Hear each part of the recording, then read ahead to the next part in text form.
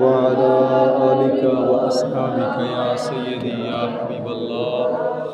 الصلاة والسلام عليك يا سيدي يا نبي الله، وعلى آلك وأصحابك يا سيدي يا نور الله. الصلاة والسلام عليك يا سيد المرسلين، وعلى آلك وأصحابك يا محبوب رب العالمين. محترم سامعین،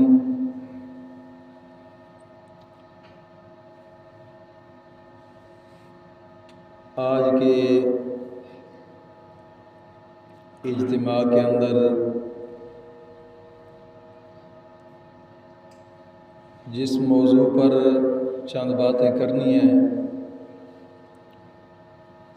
اس موضوع کا نام ہے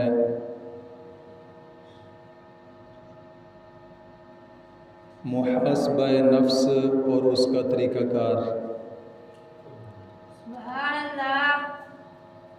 اللہ رب العزت کی بارگاہ میں دعا ہے کہ مولا کریم بندہ ناچیز کو حق اور سچ بولنے کی توفیق عظیم عطا فرمائے، اور بندہ ناچیز کا دل، دماغ، زبان غلطی سے محفوظ فرمائے۔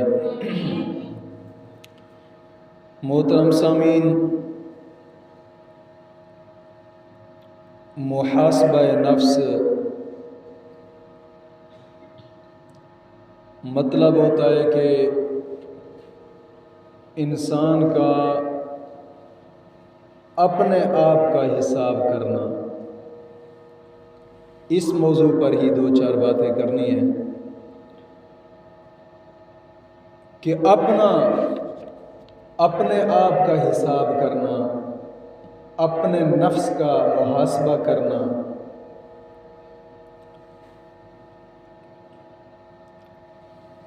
خالق کائنات نے انسان کو پیدا فرمایا،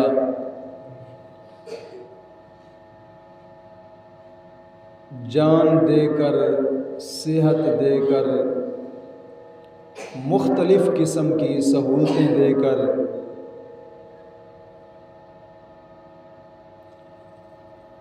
اس دنیا کی زندگی میں آخرت کی تیاری کرنے کا حکم دیا۔ ظاہری بات ہے کہ مادہ پرستی کی گرد و غبار سے، نفسانی خواہشوں سے اور اس کی لذت کی وجہ سے انسان اپنے آپ کا محاسبہ بھول گیا،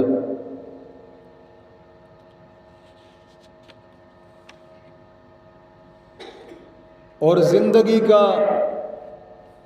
مقصد بھول گیا کہ مجھے کس لیے پیدا کیا گیا۔ اللہ رب العزت نے قرآن مجید فرقان حمید کے اندر ارشاد فرمایا، یا ایھا الذین آمنوا، اے ایمان والو، اتقوا اللہ، اللہ سے ڈرو، وَلْتَنْظُرْ نَفْسٌ مَّا قَدَّمَتْ لِغَدٍ، ہر جان کو یہ دیکھنا ہے کہ اس نے کل کے لیے آگے کیا بھیجا ہے۔ ظاہری بات ہے آج کا تو ہم اس دنیا کے اوپر گزار رہے ہیں، آگے کے لیے ہم نے کیا بھیجا ہے۔ واتقوا اللہ، اللہ فرماتا ہے اللہ سے ڈرو، ان اللہ خبیر بما تعملون، بے شک رب ذوالجلال تمہارے اعمال کی خبر رکھنے والا ہے۔ اب پہلے جملہ میں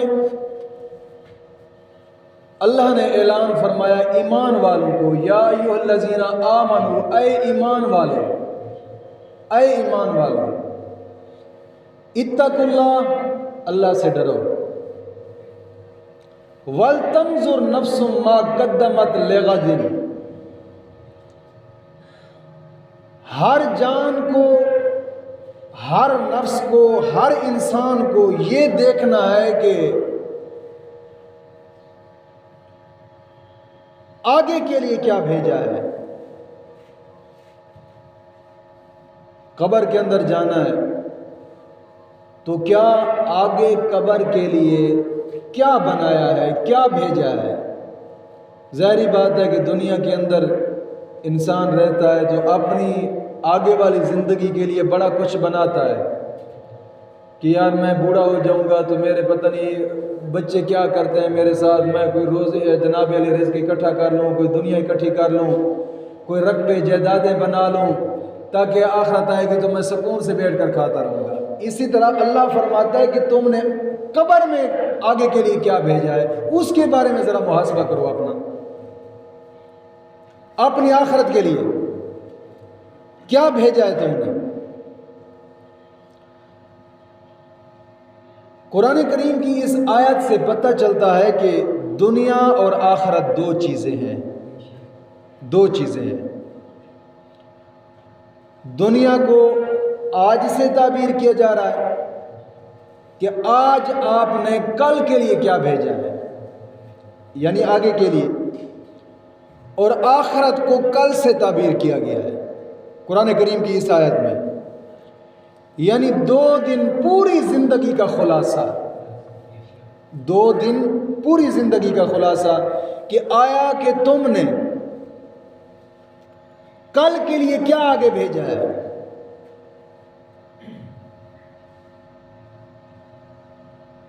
اللہ رب العزت کا محاسبہ نفس کا یہ پیغام کہ وَلْتَنْظُرْ نَفْسٌ، ہر نفس کو یہ سوچنا چاہیے کہ اس نے کل کے لیے آگے اپنے رب کے پاس کس چیز کو مقدم کیا ہے، کس چیز کو بھیجا ہے۔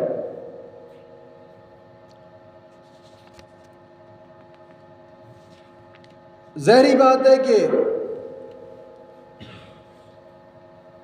جب دنیا میں رہنا ہے صرف بچے پیدا کرنا یا دنیا کا مال جمع کرنا، جائیدادیں بنانا، زمینیں بنانا، رقبے خریدنا، گھر بنانا، محلات بنانا، یہ کوئی مقصد نہیں ہے انسان کا۔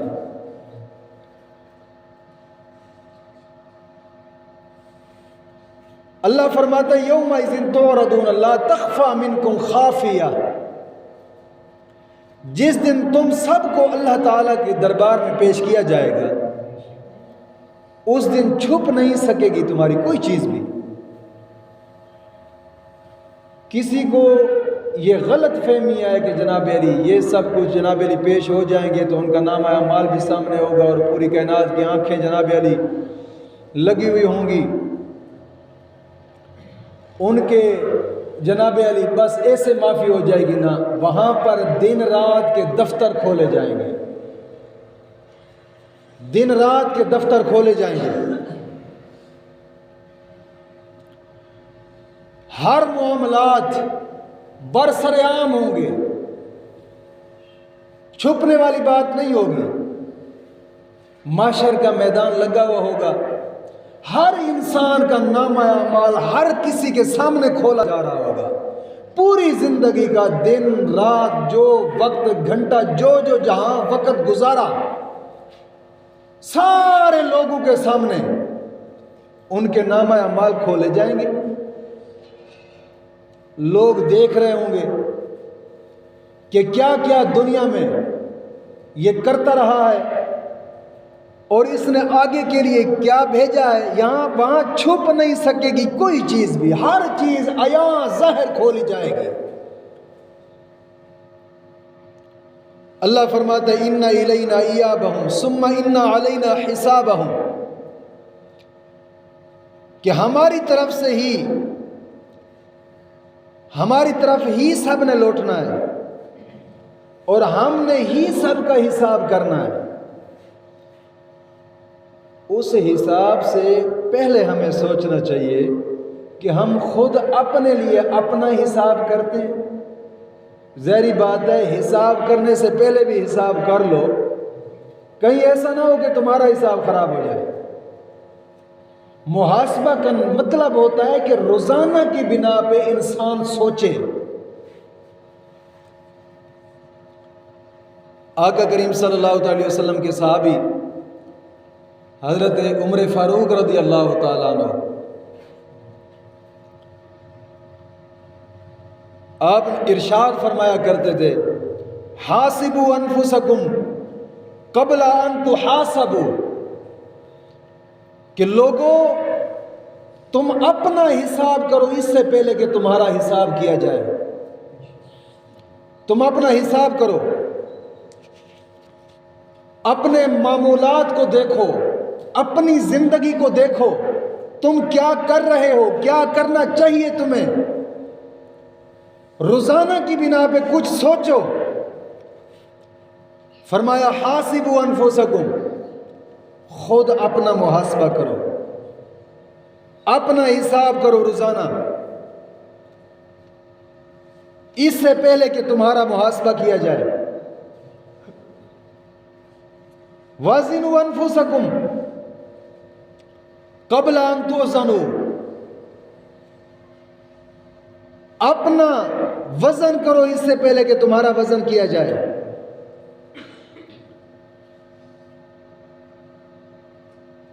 کیا مطلب کہ وزن تم خود اپنے اعمال کا وزن کرو، اپنے اعمال کا وزن کرو۔ حضرت عمر فاروق رضی اللہ تعالیٰ عنہ آپ نے فرمایا کہ وَتَزَيَّنُوا لِلْأَرْضِ الْأَكْبَرِ، سب سے بڑی پیشگی کے لیے تم تیار رہو، سب سے بڑی پیشگی کے لیے۔ سب سے بڑی پیشگی کیا؟ آپ نے اشارہ فرمایا اللہ رب العزت کی بارگاہ میں،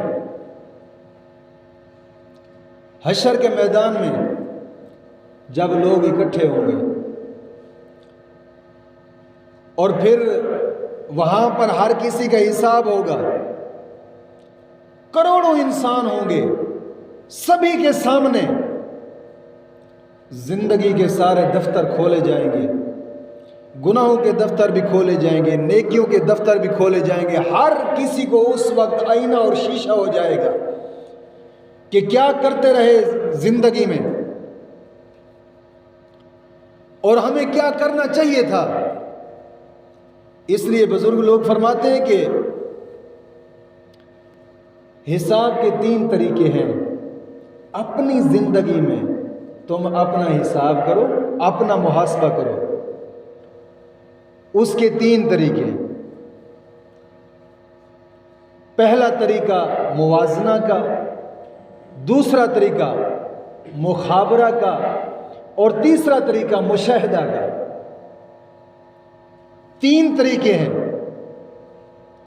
سب سے پہلا طریقہ جو موازنہ کا ہے وہ یہ ہے کہ صرف انسان کو اتنا سوچنا چاہیے کہ میرے رب نے مجھ پر کتنے انعام کیے ہیں، اس کی کتنی رحمتیں ہیں مجھ پر، کتنے اس نے مجھ پر انعام کیے ہیں، اور پھر میری طرف سے میرے رب کی بندگی کس طرح ہوئی ہے، اس کے انعامات تو مجھ پر ہوئے ہیں، میں نے اپنے رب کی بندگی کس طریقے سے کی ہے۔ کیا آج کے دن میں میں نے نماز پڑھی؟ کیا آج کے دن میں نے کوئی صدقہ خیرات کیا ہے؟ کیا آج کے دن میں نے کوئی نیکی کا کام کیا؟ روزانہ کی بنا پہ یہ سوچنا ہر انسان کو، یہ محاسبہ ہوتا ہے، اپنا محاسبہ کرنا، اپنا حساب کرنا۔ زندگی کے حساب ہوتے رہتے ہیں، دکانوں کے حساب دیکھیں، روزانہ کی بنا پہ دفتر جو جناب علی رجسٹر ہوتا ہے لکھ دیا جاتا ہے، یہ آج کا حساب ہے، یہ آج کا کھاتا، اتنی آمدن ہوئی ہے، اتنا خرچ ہوا ہے۔ اسی طرح زندگی کا بھی ایک موازنہ ہے، حساب ہے۔ سب سے پہلا طریقہ موازنے کا وہ یہ ہے کہ بیٹھ کر تھوڑا سا سوچو کہ میرے رب کے انعامات مجھ پر ہوئے ہیں، کیا میں نے اپنے رب کی بندگی کا کتنا حق ادا کیا ہے، میں نے آج کتنی نیکیاں کی ہیں، اس کے اتنے مجھ پر انعام ہوئے ہیں کہ آج 3 مرتبہ مجھے کھانا بھی ملا ہے، آج جناب علی مجھے جائیداد بھی ملی ہے، آج مجھے رقبے سے اتنی فصل بھی ملی ہے، آج جناب علی اس نے مجھے گائے بھینسیں بھی دے دیا، آج اس نے مجھے اتنا پیسہ بھی دے دیا ہے، آج اس نے مجھے اتنا رزق بھی دے دیا ہے، کیا میں نے کیا کیا ہے بندگی میں سے؟ کیا آج میں نے نماز پڑھی؟ کیا آج میں نے کچھ رب کا ذکر کیا؟ کیا اپنے گناہوں سے معافی مانگی؟ کیا اپنے کوئی نیکی کے کام میں نے کیے؟ آقا کریم صلی اللہ علیہ وسلم نے فرمایا کہ روزانہ کی بنا پہ اپنی زندگی کا حساب کیا کرو، محاسبہ کیا کرو، اور کچھ نہ صحیح تو شام کے وقت ذرا بیٹھ کر اکیلے میں بیٹھ کر سوچنا، کیا یار آج میں نے کسی کا حق تو نہیں مارا، کسی کا حق کھایا تو نہیں ہے، کسی کا مال تو نہیں کھایا، کسی کو میں نے تکلیف تو نہیں دی، کیا کوئی میں نے نیکی کا کام آج کیا ہے، کیا کوئی گناہ تو نہیں کیا؟ آقا کریم صلی اللہ علیہ وسلم کی ایک حدیث مبارکہ ہے جو کہ المستدرک علی الصحیحین میں 4 جلد صفحہ نمبر 278 حدیث نمبر 7637، اللہ رب العزت کے پاک محبوب نے فرمایا، صحابہ کرام بیٹھے ہیں، حضور نے فرمایا خرج علینا النبی صلی اللہ تعالی علیہ وسلم،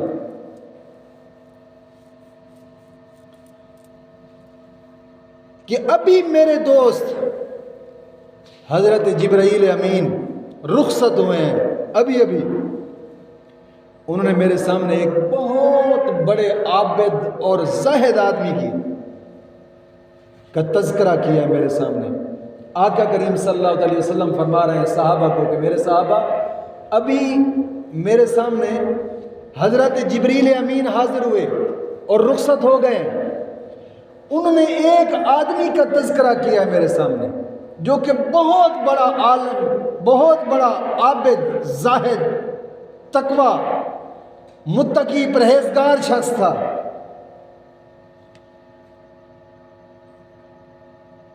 تو صحابہ کرام پوچھنے لگے یا رسول اللہ جبریل امین نے کیا کہا؟ آقا کریم صلی اللہ علیہ وسلم نے فرمایا کہ جبریل امین کہنے لگے ان للہ عبدا من عبیدہ، کہ اللہ تعالیٰ کے بندوں میں سے ایک ایسا بندہ تھا کہ عبد اللہ تعالی 500 سنۃ، اس نے 500 سال تک رب کی عبادت کی۔ ایک ایسا پرہیزگار، عابد، متقی کہ جس نے 500 سال تک رب کی عبادت کی، اور عبادت کہاں کرتا رہا؟ سمندر کے اندر ایک چھوٹی سی پہاڑی تھی، پہاڑی کی چوٹی کے اوپر اس نے اپنی جگہ بنائی، اور اس پر اللہ رب العزت کا کرم ایسا ہوا کہ سمندر کا سارا پانی کھارا ہے، لیکن وہاں پہاڑ کی چوٹی کے ساتھ ہی ایک چشمہ نکل رہا ہے جو پانی میٹھا ہے، بالکل شہد سے بھی زیادہ میٹھا۔ اور جناب علی وہ وہاں سے پانی پیتا تھا جو شہد سے زیادہ چشمہ رب تعالیٰ نے اس کے لیے نکالا، اور کھانے کے لیے مولا کریم نے وہاں ایک انار کا درخت پیدا فرمایا، اور جس وقت بھی اسے بھوک لگتی تھی اس کے لیے تازہ انار سے ایک پھل گرتا، وہ اٹھا کر کھاتا۔ حالانکہ بے موسم پھل دنیا میں ہوتے ہیں، لیکن مولا کریم جو چاہے کر سکتا ہے، اس کے لیے جب اسے بھوک لگتی تو تازہ انار کا پھل گرتا، وہ کھا لیتا، اور 500 سال اس نے رب کی عبادت کی۔ جب وصال کا وقت قریب آیا نا، مرنے کا وقت قریب آیا، تو اس نے ایک عجیب سوال کیا، عجیب اپنی چاہت کا اظہار کیا اپنے رب کے آگے۔ وہ چاہت کیا تھی؟ حضور فرماتے ہیں فسأل ربہ عز وجل عند وقت الاجل، کہ جب موت کا وقت قریب تھا اس نے ایک سوال کیا سوال کیا کہ این یقبضہ ساجدن، اے اللہ زندگی بھر میں نے تجھے سجدے کیے، زندگی بھر تیری عبادت کی ہے، زندگی بھر تیری ریاستیں کی ہیں، مجاہدے کیے ہیں، مشاہدے کیے ہیں، ہر وقت تیرا ذکر کرتا رہا، اپنی پوری زندگی بھر سجدے میں رہا۔ تو مولا جب میرا سر سجدے میں ہو تو میری خواہش ہے کہ اس وقت میری روح بھی نکل جائے، یہ میری خواہش ہے، جب میں سجدے میں جاؤں اس وقت میری روح نکل جائے، جیسے میں دنیا سے جاؤں اسی حال میں بھی میں آخرت میں اٹھوں، اسی حال میں۔ ظاہری بات ہے بندہ جس حال میں مرتا ہے تو اسی حال میں اٹھتا ہے۔ تو وہ عرض کرنے لگا کہ مولا میرا سر سجدے میں ہو، میری روح نکل جائے، کل قیامت کے دن پتہ نہیں لوگ کس کس حال میں اٹھیں گے، لیکن میں چاہتا ہوں کہ میں سجدہ کرتے ہوئے مولا تیری بارگاہ میں اٹھ کھڑا ہوں، سجدہ کرتے ہوئے۔ اور میری دوسری چاہت یہ ہے وَأَلَّا يَجْعَلَ لِلْأَرْضِ وَلَا لِشَيْءٍ يُفْسِدُهُ عَلَيْهِ سَبِيلًا حَتَّى يَبْعَثُهُ وَهُوَ سَاجِدًا۔ مولا میری دوسری چاہت یہ ہے کہ زمین میرا جسم نہ کھائے، میرا جسم زمین نہ کھائے، نہ ہی کوئی اور چیز، ولا لشیء یفسدہ علیہ، نہ ہی کوئی اور چیز میرے جسم کو خراب کرے، حتی یبعثہ وہو ساجدا، میرا جسم نہ گلے نہ سڑے نہ پھٹنے پائے، جس طرح میں سجدے میں سر رکھوں قیامت تک ایسے ہی میرا سر سجدے میں رہے، قبر کے اندر ہی۔ یہ میری چاہت ہے، میرے جسم پر کسی اور چیز کا حملہ نہ ہو، یہ میری چاہت ہے۔ جبریل امین عرض کرتے ہیں یا رسول اللہ صلی اللہ علیہ وسلم، اللہ رب العزت نے اس شخص کے اس دعا کو قبول فرما لیا۔ جب مولا کریم نے اس کی اس دعا کو قبول فرمایا، آقا کریم صلی اللہ علیہ وسلم نے فرمایا کہ جب کل قیامت کا دن ہوگا نا، کل قیامت کا دن، وہ بندہ جب قبر سے اٹھے گا، حشر برپا ہوگا، نفس و نفسی کا عالم ہوگا،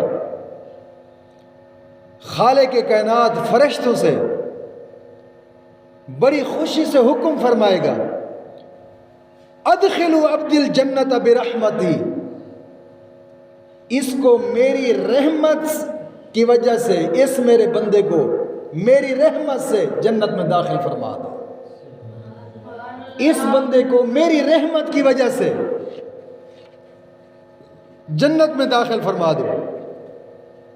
تو وہ شخص بول پڑے گا، عرض کرے گا مولا رب بل بعملی، مولا اپنی رحمت کا حوالہ نہ دے بلکہ میرے اعمال کی وجہ سے مجھے جنت دے، میں نے پوری زندگی تیری عبادت کی ہے، پوری زندگی تجھے سجدے کیے ہے، پوری زندگی تیری ریاستیں کی ہے، پوری زندگی تجھے سجدے رکوع کرتے ہوئے گزار دی ہے، مولا اب اپنی رحمت کا حوالہ نہ دے بلکہ میرے عمل کی وجہ سے، رب بل بعملی، میرے عمل کی وجہ سے مجھے جنت دے۔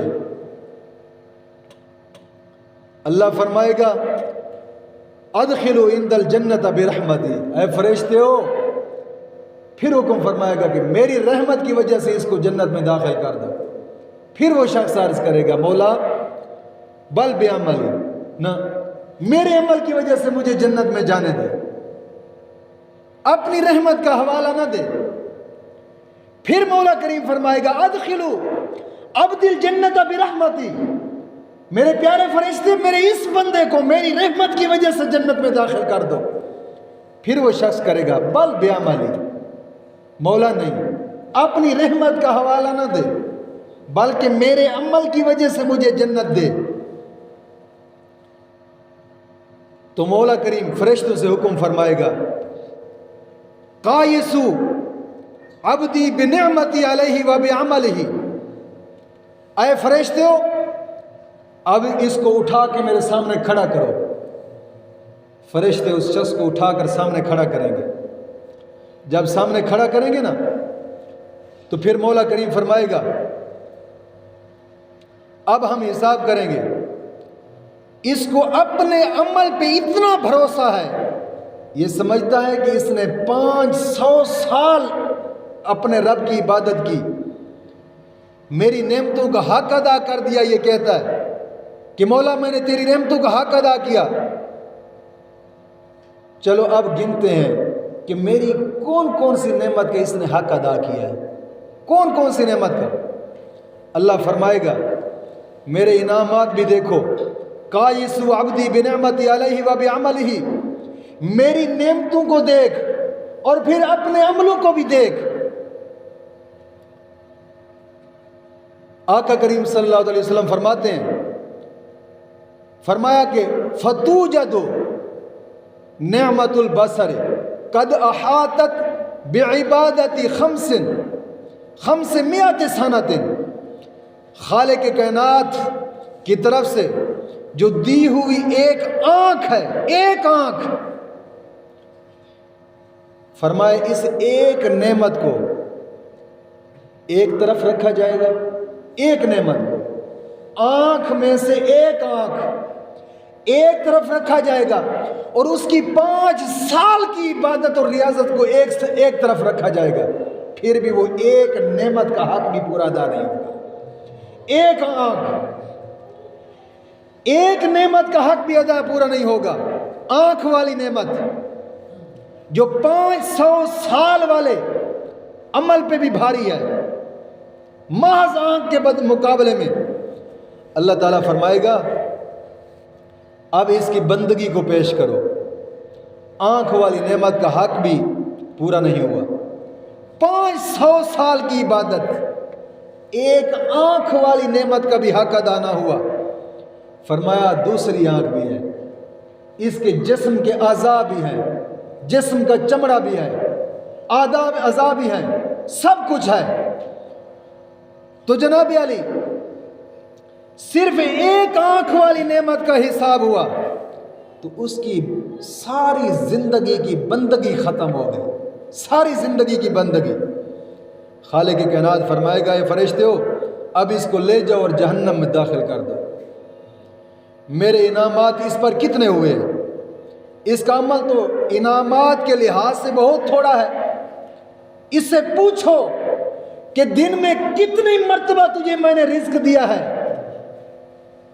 پوری زندگی تیرے ہاتھ کام کرتے رہے، پوری زندگی تیرے کان کام کرتے رہے، پوری زندگی تیرے پاؤں کام کرتے رہے، پوری زندگی تیرا جسم کے اندر دل کام کرتا رہا، پوری زندگی کے اندر تیرے جسم کا ہر ادا کام کرتا رہا۔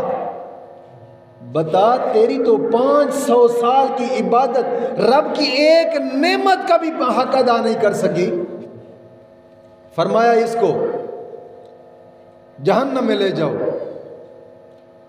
پھر وہ بندہ عرض کرے گا مولا اپنی رحمت کے صدقے ہی مجھے جنت عطا فرما۔ آقا کریم صلی اللہ علیہ وسلم فرماتے ہیں کہ بالآخر اس کو رب تعالیٰ جنت عطا فرما دے گا، اللہ تعالیٰ اس کو جنت عطا فرما دے گا۔ مطلب بتانے کا مقصد یہ تھا حدیث پاک کہ عبادت رب کی کرو، لیکن کچھ سوچو کہ میں نے رب کی یہ عبادت کی ہے، اس نے نعمتیں مجھے کتنی ادا کی ہیں۔ میں نے آج صرف 5 وقت میں نے نماز پڑھی، اس نے کتنا رزق دیا ہے مجھے، اس کی نعمتیں کتنی ہوئی ہیں مجھ پر، اس کی رحمتیں کتنی ہوئی ہیں مجھ پر۔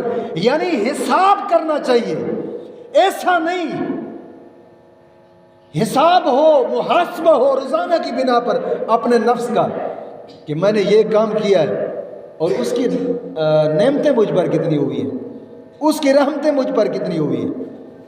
ایک پہلا طریقہ تھا اپنے نفس کے محاسبہ کا، پہلا طریقہ اپنے نفس کے محاسبہ کا۔ اب دوسرا طریقہ کیا ہے؟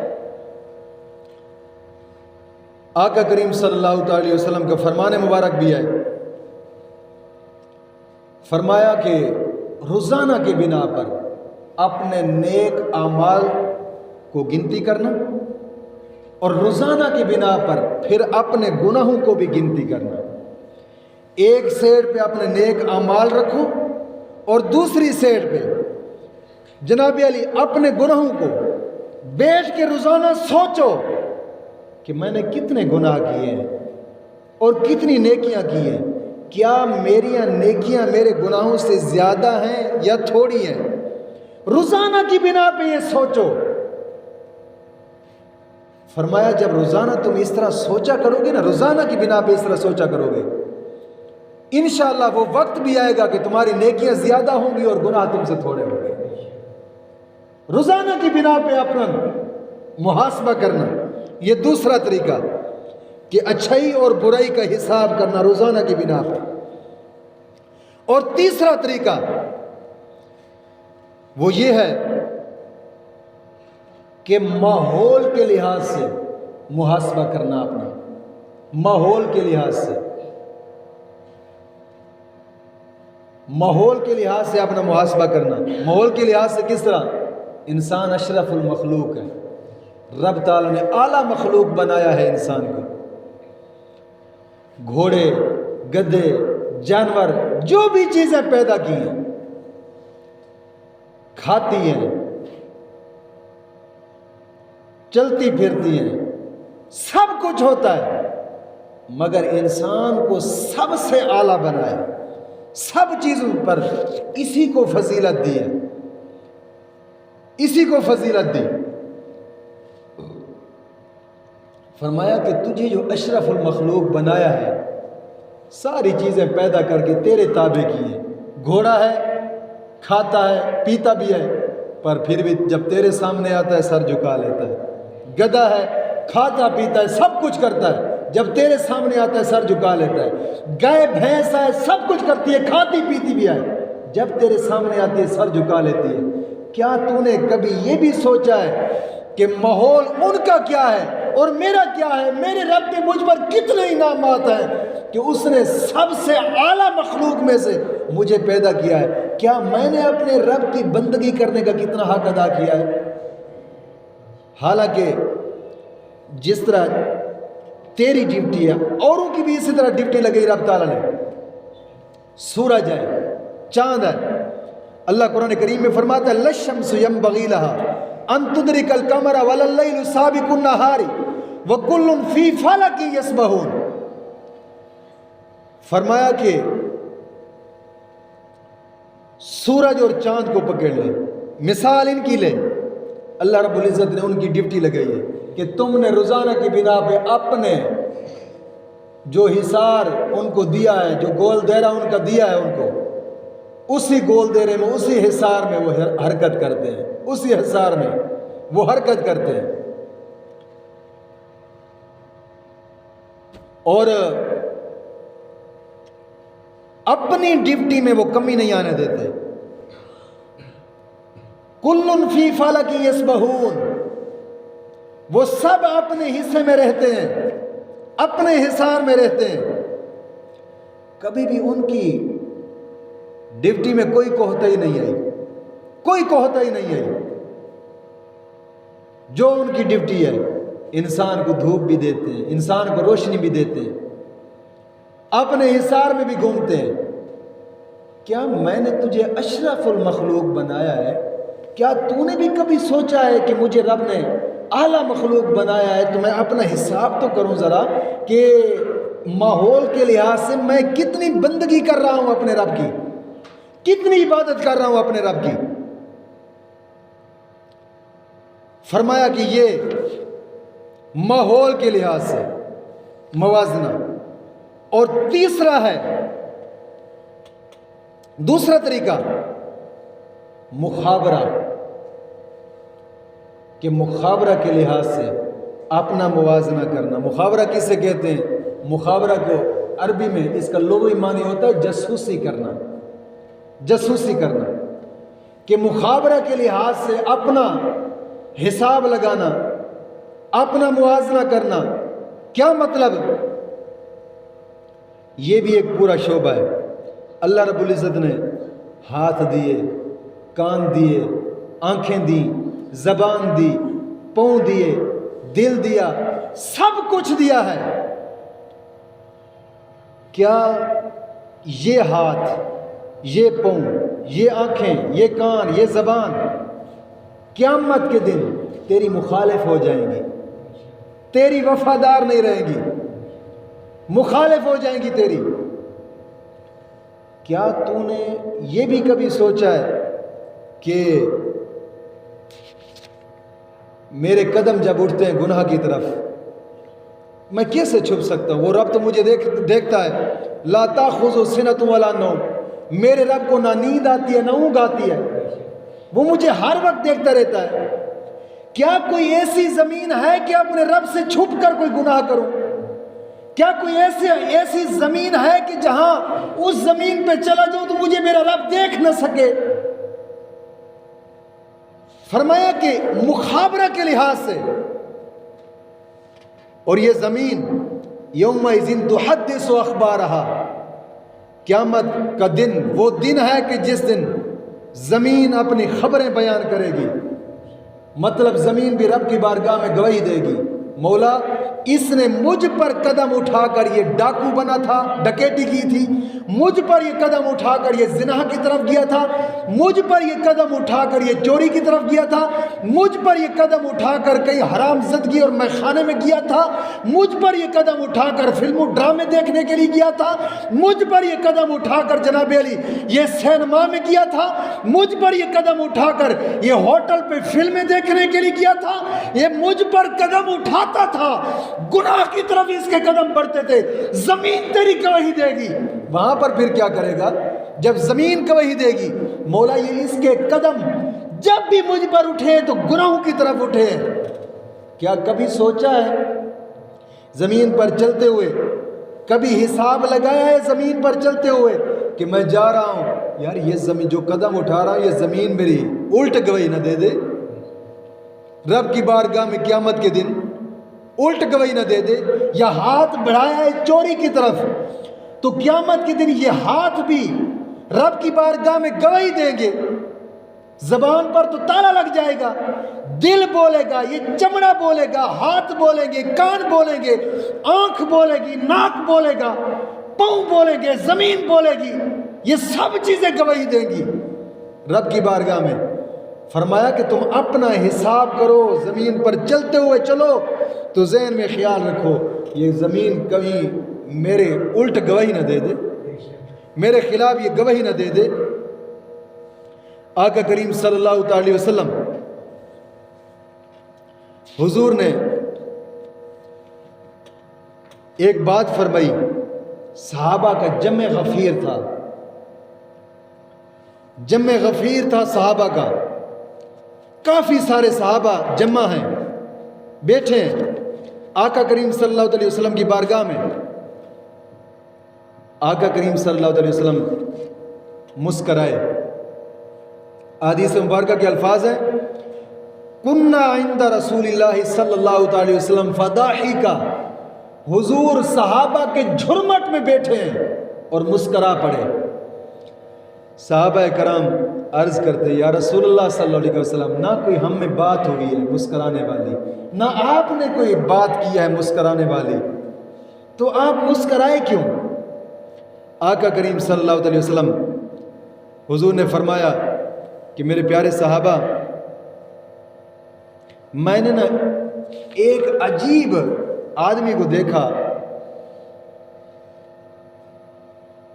اور دیکھا ایسے کہ یہاں پہ بیٹھا میرے رب نے کرم فرمایا، پردے ہٹا دیے، محشر کا میدان میرے آنکھوں کے سامنے رکھ دیا۔ حشر کا میدان لگا ہوا ہے، رب حساب و کتاب لے رہا ہے، اور ایک بندہ رب کی بارگاہ میں بولا، عرض کرتا ہے اپنے رب سے، عرض کرتا ہے کہ یا ربی علم تو جدرنی من الظلم، مولا تو نے مجھے ہر ظلم سے بچایا ہے، ہر ظلم سے بچایا ہے۔ اللہ فرمائے گا بلا، ہاں میں نے تجھے ہر ظلم سے بچایا ہے۔ تو بندہ عرض کرے گا بڑی سادگی، آقا کریم صلی اللہ علیہ وسلم فرما رہے ہیں کہ میرے صحابہ میں مسکرایا اس لیے ہوں کہ محشر کے میدان میں وہ شخص اپنے رب کے سے باتیں کر رہا ہے اور بڑی سادگی میں بات کر رہا ہے، اس کی سادگی میں مجھے مسکرانا آیا ہے، اس کی سادگی پہ میں مسکرایا ہوں۔ صحابہ کرام عرض کرتے یا رسول اللہ صلی اللہ علیہ وسلم حضور کیسی سادگی تھی، ہمیں بھی بتائیں۔ آقا کریم صلی اللہ علیہ وسلم نے فرمایا انی لا اجیز علی نفسی الا شاہدا منی۔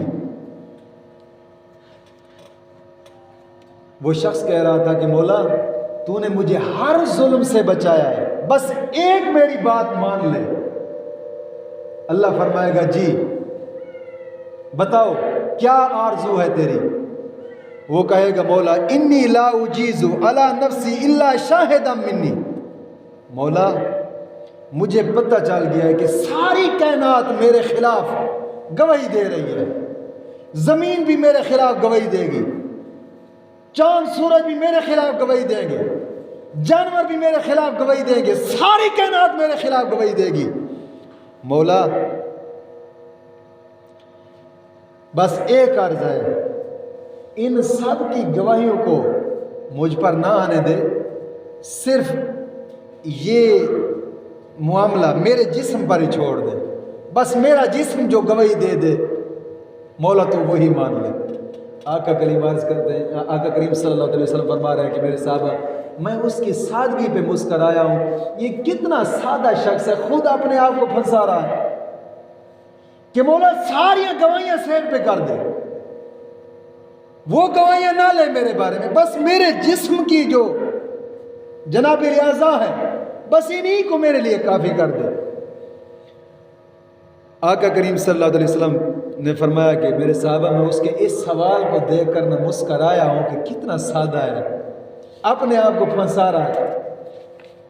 حضور فرماتے ہیں کہ اللہ تعالیٰ فرمائے گا کفا بنفسک اليوم علیک شہیدا، ہم نے آج تجھے ہی تیرا محافظ بنا دیا، تجھے ہی تیرا محافظ بنا دیا، بس کفا بنفسک اليوم علیک شہیدا، تیری ذات کو ہی تیرے لیے ہم نے نگران اور چیکر بنا دیا ہے۔ اللہ رب العزت کا حکم ہوگا، اللہ رب العزت اس کے جسم کے اعضاء کو فرمائے گا انتقی بولو، زبان پر اب تالا لگ جائے گا، مہر لگ جائے گی۔ اللہ فرمایا انتقی اب بولو، تو فتنتے کو ہر اعضاء بولنا شروع ہو جائے گا، ہر اعضاء۔ ہاتھ گواہی دے رہے ہوں گے مولا اس نے انہی ہاتھوں سے چوری کی تھی، انہی ہاتھوں سے فلاں بندے کا اس نے حق مارا تھا، اور پاؤں اپنی جگہ پہ بول رہے ہوں گے مولا یہ انہی پاؤں کے ساتھ یہ چل کر گیا تھا زنا خانے میں زنا کیا، انہی پاؤں سے یہ چل کر گیا تھا شراب خانے میں، انہی پاؤں سے یہ چل کر گیا تھا جوا خانے میں جوا دیکھنے کے لیے، انہی پاؤں سے یہ چل کر گیا تھا فلمیں دیکھنے کے لیے ہوٹل میں، انہی پاؤں سے یہ چل کر گیا تھا فلاں گناہ کرنے میں۔ پاؤں بھی گواہی دے رہے ہوں گے، ہاتھ بھی گواہی دے رہے ہوں گے، جناب علی جسم کا چمڑا بھی بول رہا ہوگا، سارا جسم اس کے خلاف بول پڑے گا۔ اور یہ شخص بڑا حیران کھڑا ہے، سوچ میں کھڑا تھا، میں نے کہا کہ مولا ہر چیز کو اٹھا دے، چلو میرا جسم تو میرا ہے نا، یہ تو میرے خلاف گواہی نہیں دے گا، ان ہاتھوں کی میں نے پوری زندگی حفاظت کی ہے، میں نے آنکھوں کی پوری زندگی حفاظت کی ہے، جسم کی حفاظت کی ہے، پاؤں کی حفاظت کی ہے، یہ میرے خلاف تو گواہی نہیں دیں گے۔ لیکن یہاں پہ وہ کہہ رہا ہے ان کن کنتو انازلو، اے میرے ہاتھ تم کتنے بے وفا نکلے ہو، آج میرے خلاف تم گواہی دے رہے ہو۔ اور پھر اپنے پاؤں کی طرف متوجہ ہو کر کہے گا تم اتنے بے وفا ہو گئے ہو کہ میرے خلاف تم گواہی دے رہے ہو۔ آقا کریم صلی اللہ علیہ وسلم نے فرمایا کہ ان کے جسم کا ہر اعضا اس کے خلاف گواہی دے رہا ہوگا. اور آقا کریم صلی اللہ علیہ وسلم نے فرمایا کہ میں اس کی اس سادگی پہ دیکھ کر مسکرا رہا تھا کہ کتنا بھولا ہے. اگر یہ کہہ دیتا کہ مولا بس میری ایک ہی آرزو ہے کہ مجھے بے حساب معاف کر دے تو رب تعالیٰ معاف فرما دیتا. لیکن اتنا بھولا ہے کہ اس نے اپنے آپ کو خود ہی پھنسایا ہے. کہا مولا اور کوئی چیز میرے پہلے گواہی نہ دے، بس میرے جسم کو مجھ پر گواہ بنا دے. اور اس کا جسم کہاں اس کا اپنا ہے، یہ تو قیامت کے دن اس کے خلاف گواہی دے رہا ہوگا. اس لیے مولا کریم کے پاک محبوب نے فرمایا کہ اپنے جسم کا محاسبہ بھی کرو، اپنے ہاتھوں کا محاسبہ بھی کرو. اکیلے بیٹھ کر صرف 5 منٹ سوچ لیا کرو کہ یار آج میرے ہاتھ کسی کا ہاتھ مارنے کے لیے تو نہیں بڑھے، کیا میرا پاؤں آج گناہ کرنے کے لیے تو نہیں بڑھا کہیں، کیا یار میری آنکھ کوئی گناہ کرنے کے لیے تو نہیں بڑھی.